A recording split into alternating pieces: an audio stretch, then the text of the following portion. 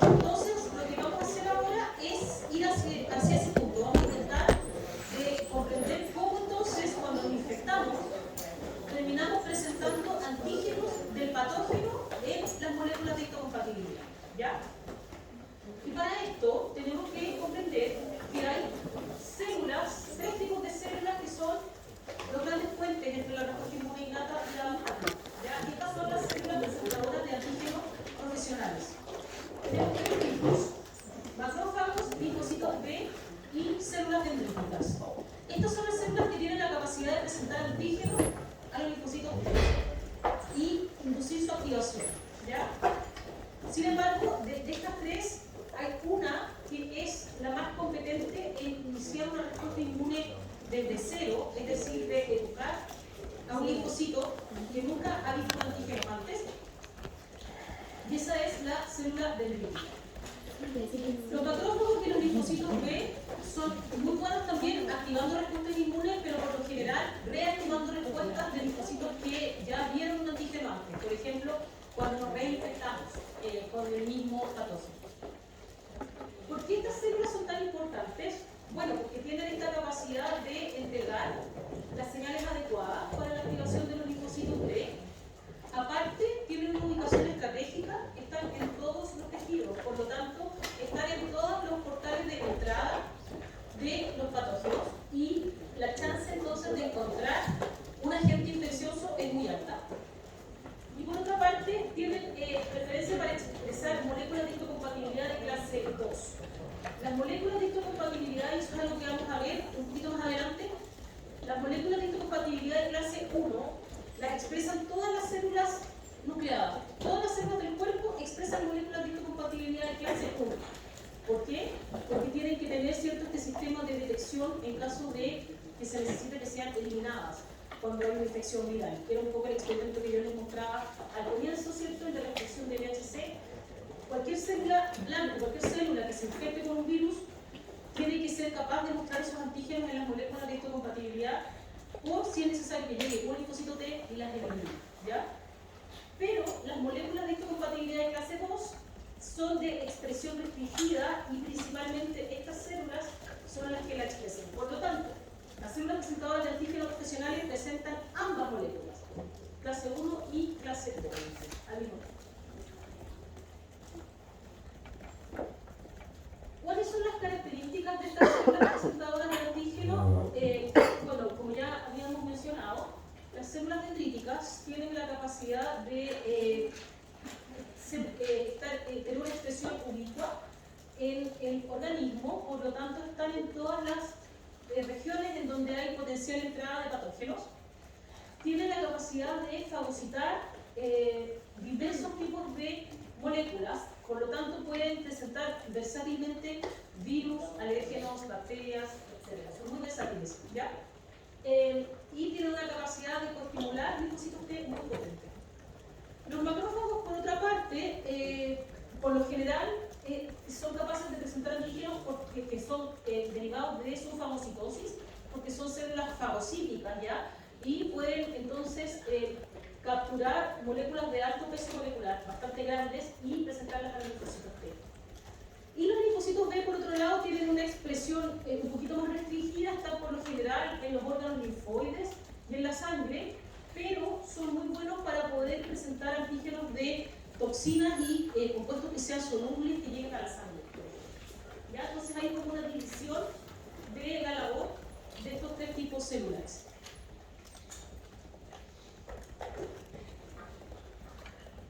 ¿Cuáles son las funciones clave de las células presentadoras de antígeno? Por una parte, las células presentadoras de antígeno tienen la responsabilidad, digámoslo, de activar los linfocitos T CD8 citotóxicos cuando tenemos una infección viral, por lo general, o por algún patógeno que sea intracelular facultativo. ¿Y qué es lo que se ha observado? Lo que se ha observado en experimentos, ya desde hace bastante tiempo y que ahora ya están muy confirmados, es que cada vez que las células presentadoras de antígeno tienen un antígeno, por ejemplo una proteína viral o una proteína bacteriana, si esa proteína se encuentra en el citoplasma, por lo general se va a presentar a los linfocitos TCD8 en las moléculas de histocompatibilidad de clase 1. Y este linfocito T citotóxico va a ser capaz de salir a circulación y de eliminar a todas las células blancas que tengan el mismo antígeno expresado en sus moléculas de histocompatibilidad.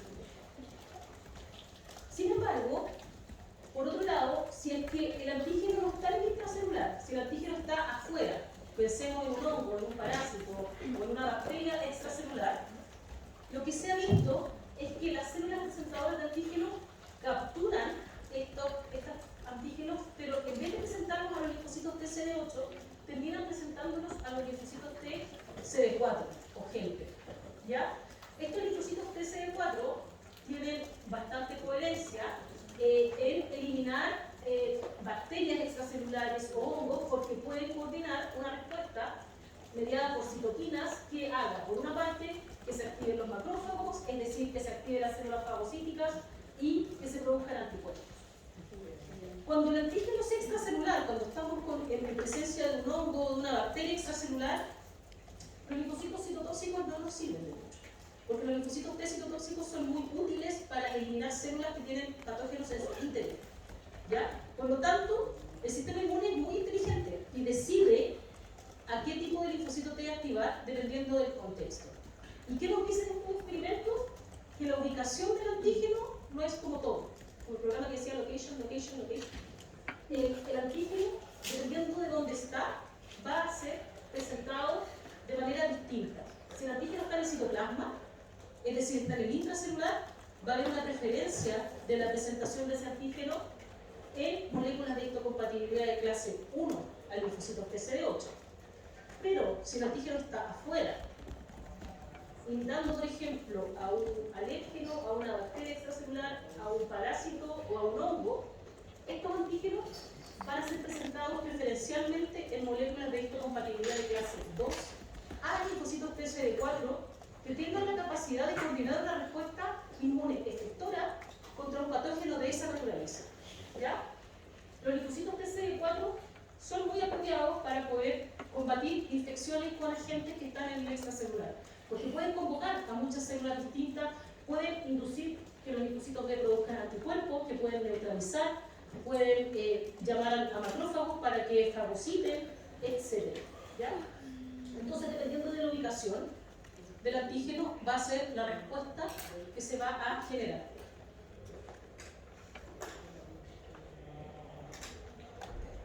Vamos a partir desde este punto para empezar a construir la clase. Hasta ahora hemos visto que las moléculas de histocompatibilidad, ¿cierto?, son codominantes. Si tenemos alelos paternos y maternos, vamos a expresar ambas moléculas. Tenemos un polimorfismo a nivel de individuo, ¿cierto? Nuestras moléculas de histocompatibilidad son distintas a nivel poblacional. Y eso asegura que diferentes individuos sean capaces de presentar y responder a diferentes péptidos microbianos. Y estamos empezando a ver un poco el papel de las células presentadoras de antígenos profesionales, o aquí dice Professional ATCs, y estas son las células dendríticas, los macrófagos y los linfocitos B, que expresan las moléculas de histocompatibilidad de clase 2, pero también las moléculas de histocompatibilidad de clase 1. Y por otra parte, las moléculas de clase 1 no tienen restricción de expresión y la pueden expresar virtualmente todas las células nucleadas, ¿ya? Así que estas son como las bases para poder comprender un poco lo que viene. ¿Hay preguntas hasta acá? Ya. Ok, entonces, esto es lo que vamos a ver en esta clase. Lo que vamos a tratar de entender es cómo un antígeno que está afuera, por ejemplo, de un microbio extracelular, termina siendo presentado a un linfocito TCD4 y cómo, si el antígeno está en el citoplasma, este antígeno termina siendo preferencialmente presentado a un linfocito TCD8. Y esto es lo que se llama las vías de presentación de antígeno en moléculas de histocompatibilidad de clase 2 y moléculas de histocompatibilidad de clase 1. A grandes rasgos, ya podemos ver que estos mecanismos intracelulares son diferentes, pero nos vamos a ir viendo con detalle a lo largo de la explicación de la clase. Si de cualquier cosa me van preguntando. Ok, vamos a partir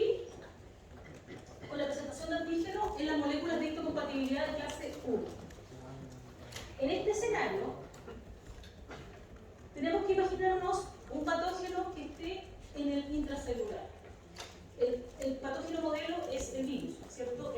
Los virus son patógenos que usan la maquinaria celular para proliferar, ensamblarse y replicarse. ¿Qué va a ocurrir? Si estamos infectados por un virus, nuestras células, en este caso las células presentadoras de antígeno, van a estar, si el proceso infeccioso es exitoso, nuestras células van a estar produciendo una alta cantidad de proteínas virales. El virus es capaz de, ¿cierto?, darle la mano a la célula y va a ocupar gran parte de su maquinaria para hacer proteínas virales. ¿Qué va a empezar a ocurrir? La célula va a empezar a acumular una alta cantidad de proteínas virales, y estas proteínas virales por lo general son bastante distintas a las proteínas que nosotros tenemos como componente estructural. Todas las células del cuerpo tienen un sistema de detección de proteínas envejecidas, en desuso o que se ven aberrantes. Este sistema de detección se llama ubiquitina proteosoma. ¿Lo han escuchado? ¿Alguno no? ¿En qué consiste? Consiste en que cada vez que nuestras células detectan una proteína que se ve aberrante, por ejemplo una proteína viral, que se puede ver bastante extraña, se le va a poner una marca, ¿ya? Y esta marca es una conjugación de ubiquitina, es decir, se modifica esta proteína y se le pone una colita de ubiquitina. Es como que se pusiera una banderita. Y cada vez que nuestras células detectan proteínas que están ubiquitinadas, que están marcadas, van a ser sustratos de degradación. Y acá pasan por un complejo proteolítico que se llama el proteosoma. Y el proteosoma lo que hace es tomar todas las proteínas ubiquitinadas y las corta en péptidos. Por lo tanto, aquí va a entrar una proteína viral ubiquitinada y lo que va a salir son péptidos. ¿Ya? Estos péptidos en condiciones normales podrían servir para armar nuevas proteínas, construir nuevos organelos, pero el sistema inmune es muy inteligente y ocupa estos péptidos que son directamente del virus, de proteínas virales, como los péptidos que se van a ir a cargar en las moléculas de histocompatibilidad de clase 1. Tienen que imaginarse que este protosoma es como una picadora de papel. Uno pone un papel y sale como un pedacito. Es un poco similar. Entonces, el proteosoma va a ser el complejo proteolítico responsable de generar los péptidos que vienen de proteínas virales y que nos van a servir entonces para presentarlos a los linfocitos T. ¿Se quedó clara esa parte? Ya. Cualquier cosa me vayan preguntando porque la clase se va a ir construyendo. Luego que tenemos los péptidos virales que podrían ser potencialmente utilizados para pulsar una molécula de histocompatibilidad, tenemos el primer problema. Y el primer problema es que estos péptidos están en el citoplasma y las moléculas de histocompatibilidad están siempre en el retículo endoplasmático. Son moléculas súper complejas que no salen del retículo, sino están completamente estabilizadas y en el fondo en su conformación final. Entonces, acá ustedes pueden ver que está la molécula de histocompatibilidad, están apoyadas por chaperona, son moléculas bien complejas, por lo tanto no van a andar sueltas por ahí. Entonces lo que tiene que ocurrir es que estos péptidos que están en el citoplasma puedan entrar al lumen del retículo. Para esto hay un transportador que se llama TAP, o Protein Associated with Antigen Processing, y es un transportador que permite la entrada de los péptidos que acaba de generar el proteosoma a el lumen del retículo endoplasmático. Entonces ahora, tanto los péptidos como la molécula de histocompatibilidad están en el mismo lugar. Pero falta un siguiente paso. Los péptidos que van entrando al retículo y que salen del proteosoma no son péptidos ordenados. El proteosoma nos corta péptidos de 8 a 11 aminoácidos, que son los requerimientos, ¿cierto?, que vimos en la clase anterior para poder usar una molécula de clase 1. Por lo tanto, estos péptidos tienen que primero evitarse. De aquí hay unas pequeñas proteínas que son como unas tijeritas, que se llaman IRAP o IRAP Associated Peptides, son peptidasas, que lo que hacen es cortar estos péptidos y los dejan de largo específico, de 8 a 11 aminoácidos, o sea, tamaño como un corte de chasquilla, todos ordenaditos, específicos para poder ver cuál va a ser el otro. Una vez que están todos los péptidos que han entrado al retículo del largo apropiado, no todos van a cumplir los criterios de los aminoácidos de anclaje. Por lo tanto, ahí aparece un segundo filtro. Y el filtro es que hay que encontrar el péptido que cumpla con el criterio de tener los aminoácidos de anclaje y que estabilice de manera más definitiva a la molécula de histocompatibilidad. Esa labor es una labor activa, no ocurre de manera estocástica y se necesita una enzima que la lleve a cabo. Esta chaperona se llama tapacina y es la proteína que se encarga de encontrar el péptido viral apropiado para la molécula de histocompatibilidad. Una vez que eso ocurre, que se identifica dentro de este pool de péptidos el péptido que calza perfectamente en el bolsillo de la molécula de histocompatibilidad, esta molécula ahora se va a estabilizar, porque va a estar con un péptido, ¿cierto?, cuya interacción es lo suficientemente fuerte y va a entrar en una conformación estable. Y una vez que esto ocurre, la proteína, la molécula de histocompatibilidad tiene la capacidad de salir del retículo endoplasmático, entrando a la ruta secretora, pasando por el aparato de Golgi y en una vesícula va a llegar a la membrana plasmática de la célula presentadora de antígeno y se va a quedar ahí por al menos un par de días hasta que aparezca un linfocito T que sea capaz de leer la secuencia que está presentando y de activarse para generar una respuesta inmune antiviral. Por lo tanto, si quisiéramos dividir esto en etapas, podemos contar 5 etapas. Primero, tiene que haber proteínas del patógeno en el citoplasma. Puede ser un virus o puede ser una bacteria intracelular facultativa. Se tienen que degradar proteolíticamente estas proteínas. Aquí vimos que esto ocurre a través del sistema ubiquitina, proteasoma. Los péptidos generadores tienen que entrar al retículo, o sea, tiene que haber un transporte de estos péptidos desde el citoplasma al lumen del retículo endoplasmático. Aquí va a ocurrir la edición de los péptidos y el ensamblaje de estos péptidos en las moléculas de histocompatibilidad. Vimos el rol de las proteínas, las peptidasas y de tapacina, que es la chaperona que se encarga de encontrar este péptido. Y luego, entonces, eso va a dar origen al complejo MHC péptido, que es lo suficientemente estable como para dejar el organelo, entrar en la ruta secretora y expresarse en la superficie para ser presentado en los linfocitos T CD8. ¿Preguntas? Allá. ¿Cómo se llamaba la primera que ayudaba a formar que ayudaba a entrar, perdón? TAP, transportador TAP. ¿Y el complejo que se formaba cuando... Ese se llama complejo MHC péptido. ¿Qué pasa si la chaperona no encuentra el péptido que está...? La molécula de histocompatibilidad no sale a la superficie. Pero después se degrada o... Se queda ahí y después de un tiempo se degrada y va a llegar otra y va a haber ahí un tráfico, una cola, digamos, un taco de moléculas de histocompatibilidad esperando. Este proceso no siempre es exitoso, pero en gran parte de las veces cuando estamos infectados por algún agente relevante, por algún virus importante, ocurre. ¿Alguna otra pregunta? Ya. Esta es la versión muy simple, para que relajen un poco el cerebro después de la diapositiva anterior, pero básicamente muestra lo mismo. Lo que sí me importa que vean es el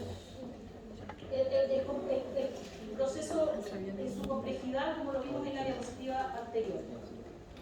Ahora, ¿qué ocurre con los patógenos? Por ejemplo, con los virus, ¿ya? Los virus tienen muchos sistemas de evasión, mientras el sistema inmune desarrolla mecanismos para poder presentar antígenos derivados de patógenos. Los patógenos evolucionan mecanismos para poder contrarrestar los efectos del sistema inmune, ¿ya? Y de hecho, gran parte de los virus que atacan o que nos atacan a nosotros de manera prevalente tienen mecanismos específicos para evitar ser presentados en las moléculas de histocompatibilidad. Ese es como el talón de Aquiles de los virus, ¿ya? ¿Sí? Entonces, cuando nos enfermamos por segunda vez de alguna enfermedad, ¿es porque el patógeno mutó o es otro patógeno diferente? Esa es una muy buena pregunta. ¿Por qué nos reenfermamos? ¿Cierto?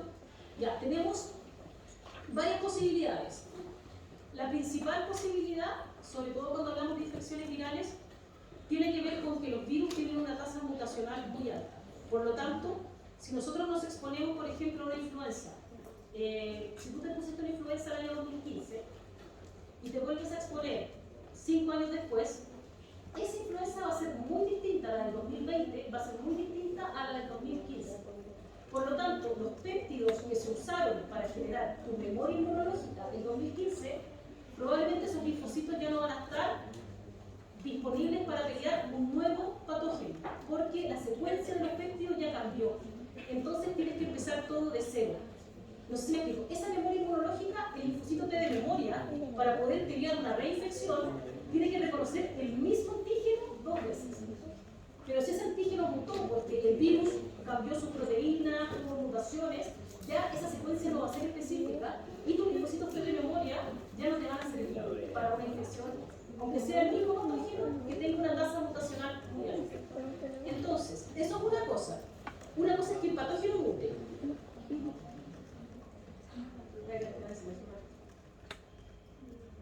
Una cosa es que el patógeno mute. Otra cosa es que hay ciertos virus que todavía no podemos entender muy bien, que no son capaces de ejercer una memoria inmunológica a largo plazo. Por ejemplo, el SARS-CoV-2 es un virus que probablemente nosotros nos vamos a exponer muchas veces. Y probablemente nos vamos a infectar y vamos a poder tolerarlo, pero igual vamos a tener un proceso infeccioso. Y eso quiere decir que por alguna razón este virus, que no podemos entender muy bien, nuestra memoria inmunológica no dura mucho tiempo. Entonces hay dos cosas, una que tiene que ver con el tipo de memoria inmune que nosotros podemos generar un patógeno y otro con la tasa mutacional de ese agente. Son cosas variadas. Pregunta. Entonces, por ejemplo, la vacuna de la influenza se va cambiando año a año o... No sé si año a año, o sea, parece que dura 2 años, pero se va actualizando periódicamente de acuerdo a la cepa circulante. Y de hecho, algo que pasa es que vamos siempre atrasados, porque nos vamos vacunando, pero la que ya va a circular, a la que nos vamos a exponer probablemente ya es distinta. Siempre vamos a ir un poco más atrás, lo mismo con las vacunas del coronavirus. O sea, siempre vamos más atrás. Y por eso pasa algo. Me tiene súper distraída la conversación. Cada vez que haya una tasa mutacional alta, nos vamos a tener que ir readaptando ese tiempo. Así que eso está. Ok. Entonces, ¿hay que dar alguna pregunta? Ya. Aparte de la tasa mutacional y del tipo de memoria inmunológica que podamos hacer o no contra un patógeno, los virus per se traen proteínas específicas que impiden o que pelean un poco para evitar ser presentados, ¿ya? Ustedes pueden ver acá, por ejemplo, el virus del herpes simple, el virus del citomegalovirus, etcétera, tienen proteínas específicas que bloquean, por ejemplo, el transportador TAP.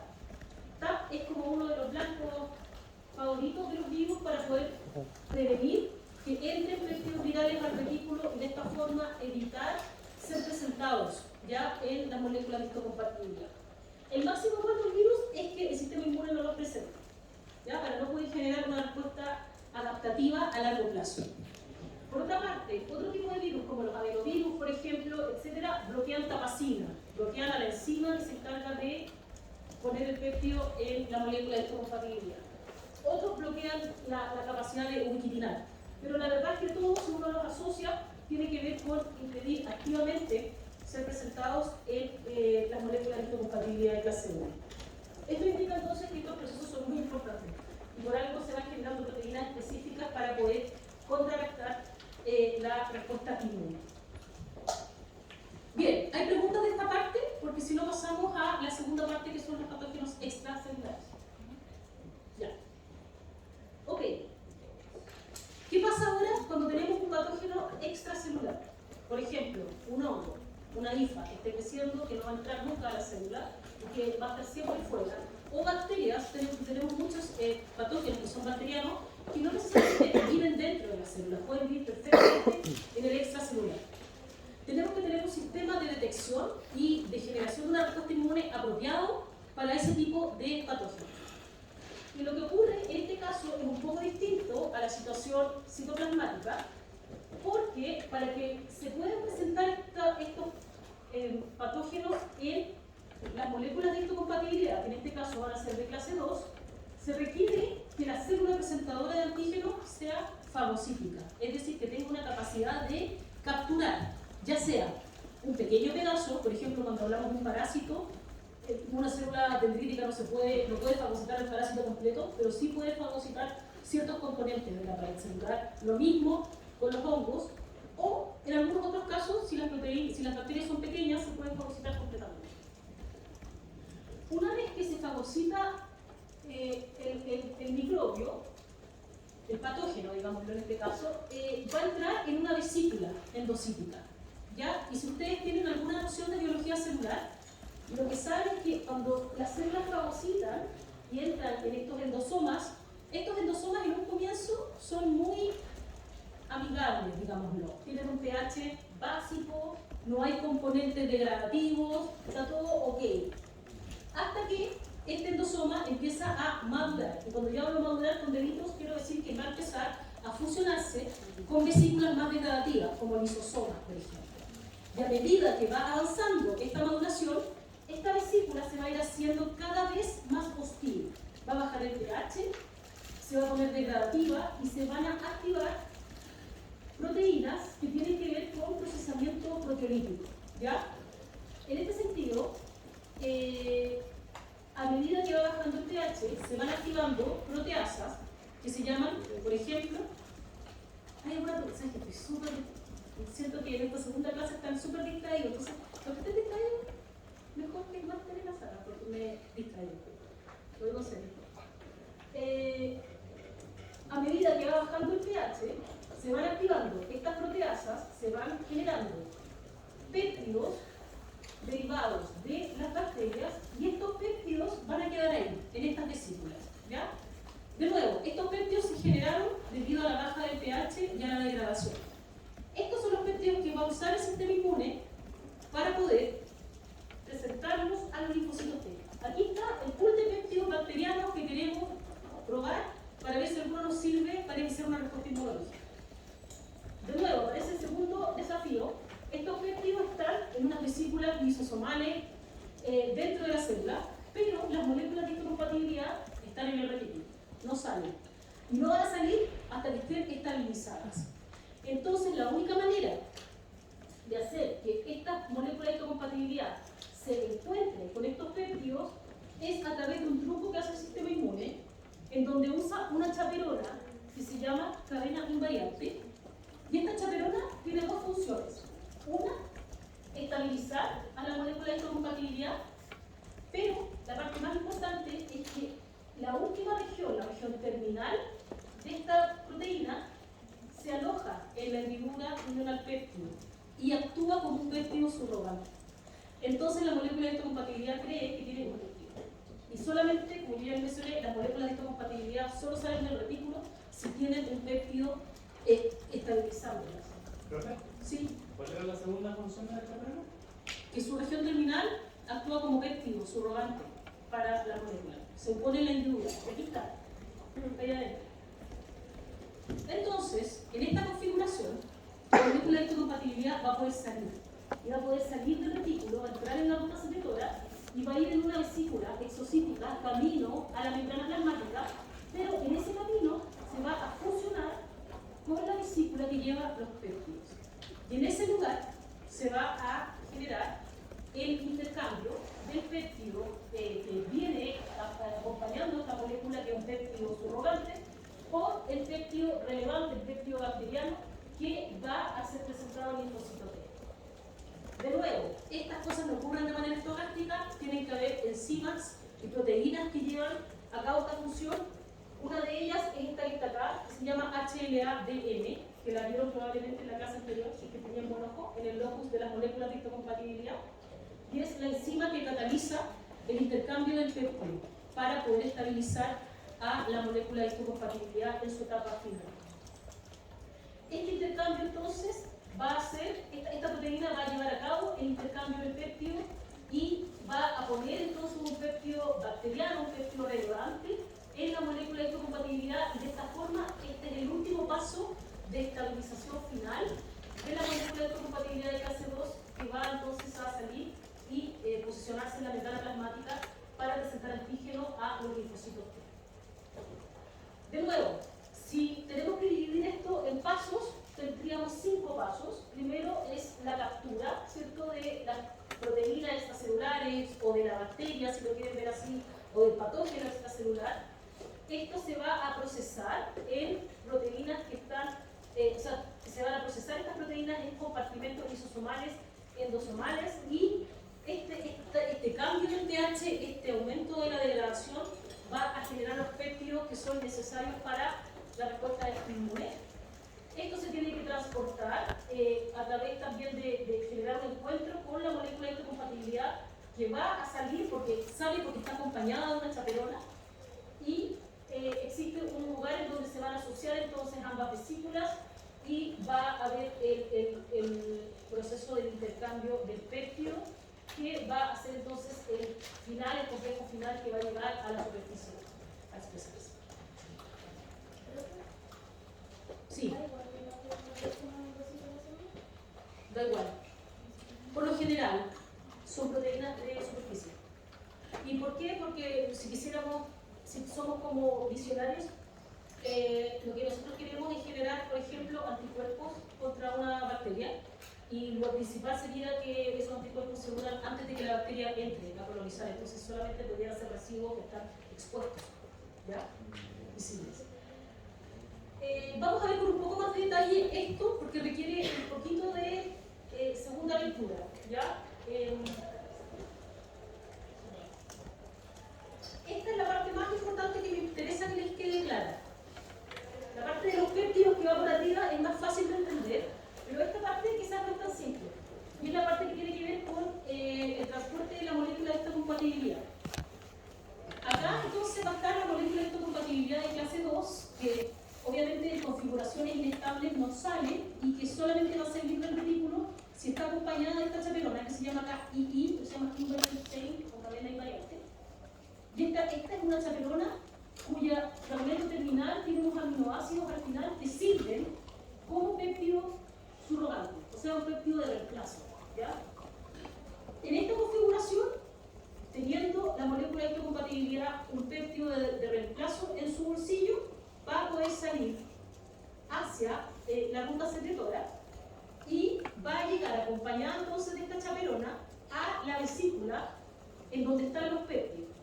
Pero hay que pensar una cosa, la vesícula donde están esos péptidos es una vesícula altamente degradativa. Lo que entre ahí se degrada. Por lo tanto, ¿qué es lo que va a ocurrir? Que apenas llegue esta molécula de histocompatibilidad, la chaperona, que la está como envolviendo, se va a degradar, ¿ya? ¿Y qué va a quedar? Va a quedar solamente, muy rápidamente va a quedar la molécula de histocompatibilidad, solo con ese fragmento de péptido, que es este péptido subrogante, antes de iniciar el proceso de catálisis, de intercambio péptido.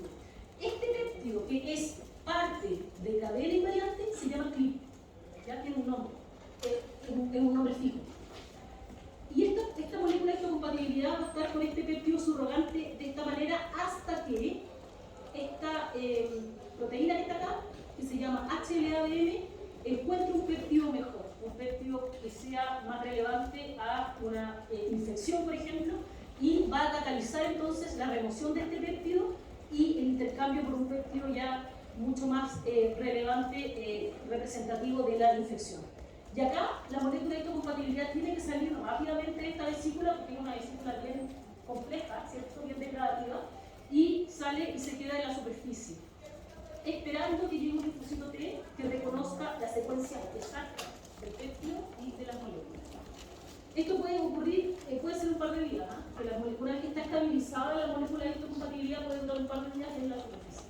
Pero es importante que tengan claro estos pasos: la síntesis de la molécula de histocompatibilidad, el transporte de esta molécula asociada a esta chaperona, la degradación de la chaperona y que se queda este péptido subrogante que se llama CLIP, la catálisis de este péptido por un péptido microbiano, bacteriano, etcétera, o patogénico, y el transporte de esto hacia la superficie.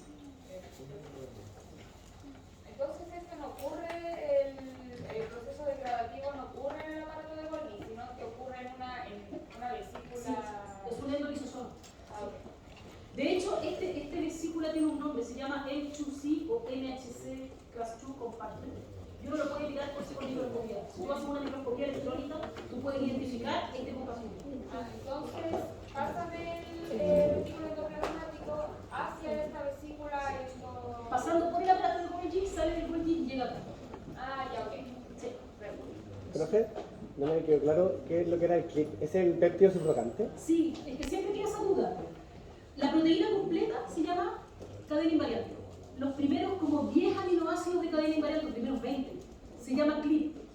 Pero el CLIP está dentro de cadena invariante. Lo que pasa es que cadena invariante se degrada cuando llega y lo único que va a quedar es ese cachito que es este péptido infectante. ¿Ya? Eso es súper importante. ¿Preguntas? ¿Más preguntas? Sí. ¿Cuál era el nombre de esa Cadena invariante. ¿Cómo era? Acá sale II, invariant chain le ponen, está en inglés, pero bueno. Sí, se da.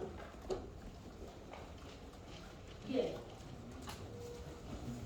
Ok, entonces,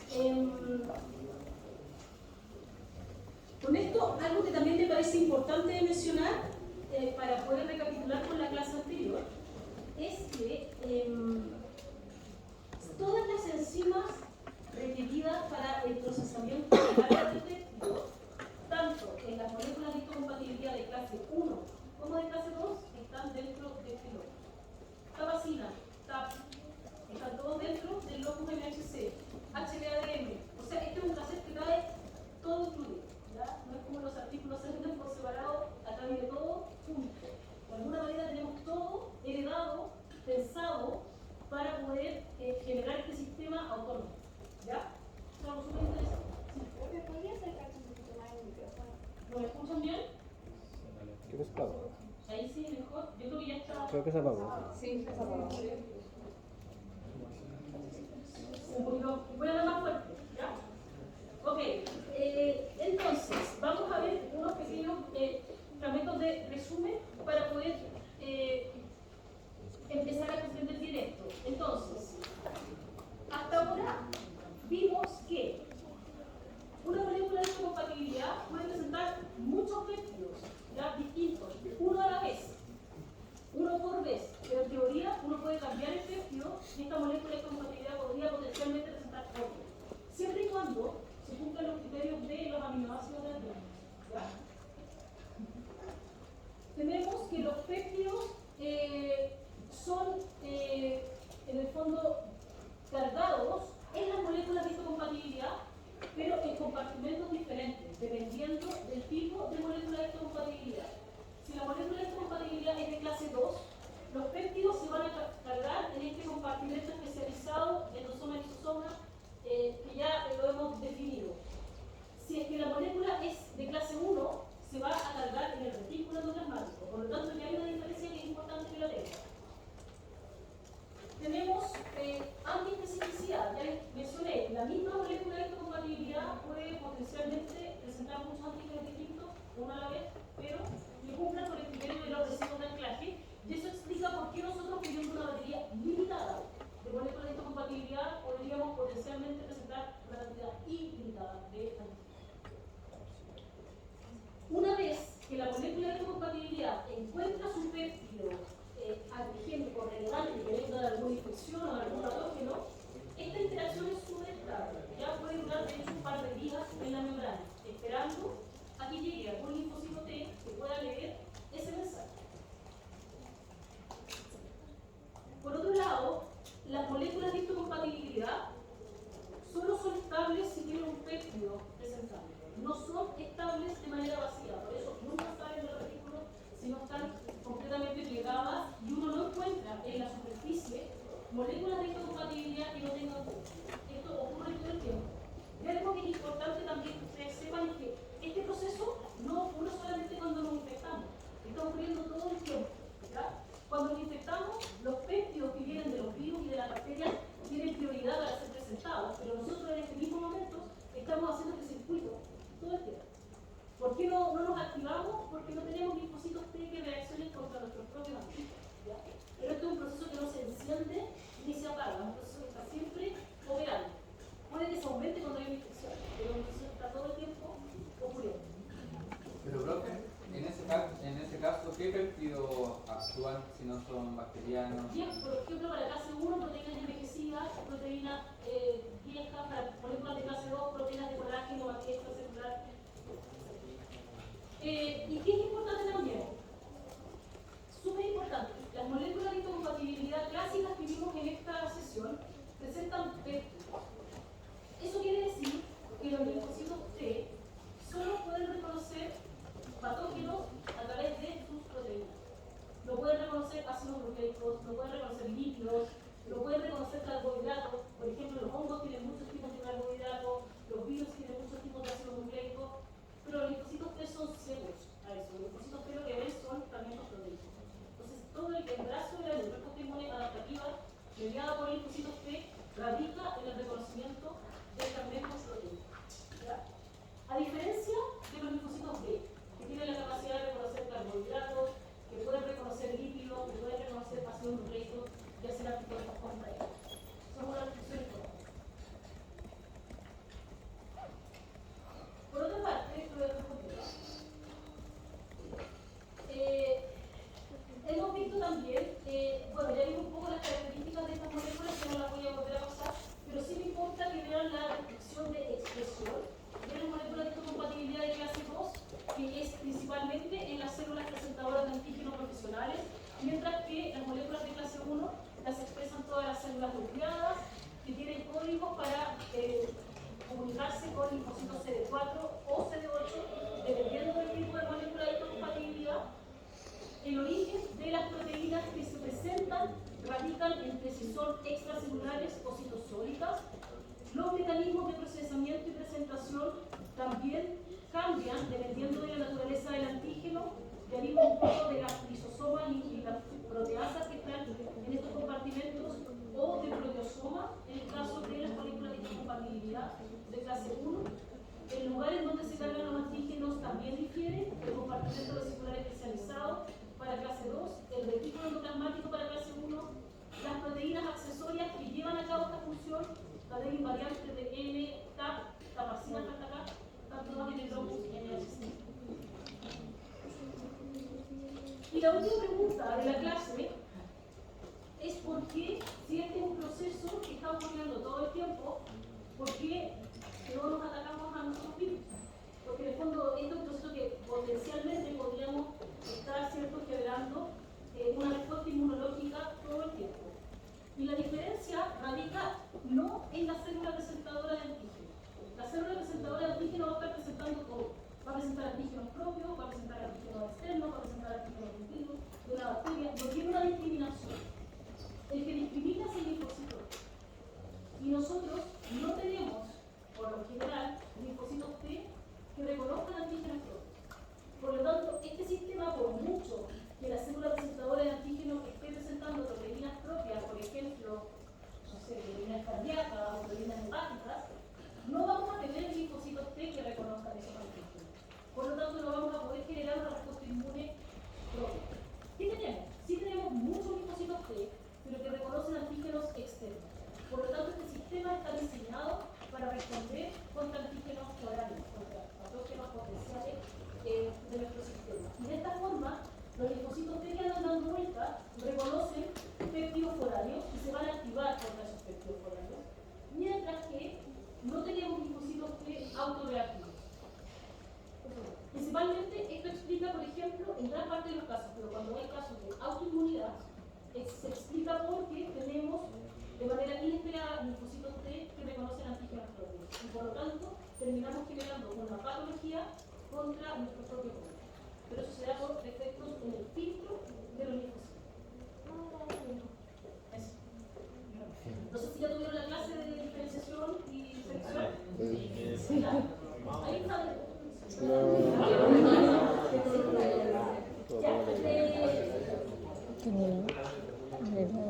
La última diapositiva, y esto está. La última diapositiva es que esta diapositiva simplemente es muy liviana, no vamos a entrar en el detalle. Lo que sí quiero que sepan es que los sistemas que no les pasa en clase son los dos ejemplos como más clásicos de tecnología básica, pero la verdad es que hay algunas excepciones. ¿Ya? Tenemos excepciones, por ejemplo, en el caso de virus, por ejemplo, hay virus que no infectan a la célula viva, y aún así podemos generar una respuesta inmune. Porque gran parte de este sistema, para que un virus se presente una molécula de histocompatibilidad, tiene que sí o sí infectar a la célula dendrítica o a la célula presentadora.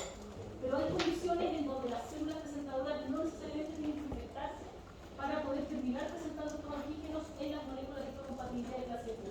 Y este es un proceso que se llama presentación cruzada. No lo vamos a ver en detalle, pero simplemente las células presentadoras tienen capacidades también de capturar células que estén infectadas por el virus y tomar esos antígenos como si fueran propios y terminar presentándolos a los linfocitos TCD8 para iniciar una respuesta inmune, evitando el riesgo de infectarse directamente con el virus, ya que obviamente cuando un virus es muy agresivo puede matar a la célula presentadora y podemos entonces terminar no generando una respuesta inmune directa.